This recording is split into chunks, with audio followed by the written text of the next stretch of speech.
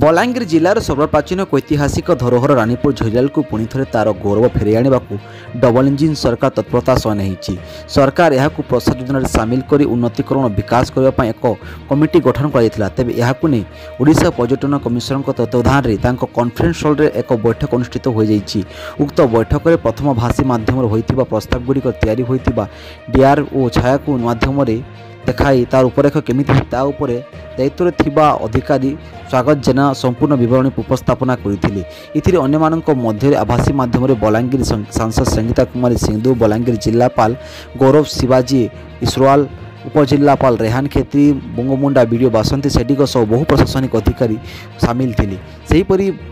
ओडिशा पर्यटन विभाग conference hall commissioner सह कंटाबांची विधायक लखनबाग रानीपुर झरियाल मंदिर ट्रस्ट कमिटी आवाहक अनिल त्रिपाठी, झरियाल सरपंच भरद्वाज कहिर,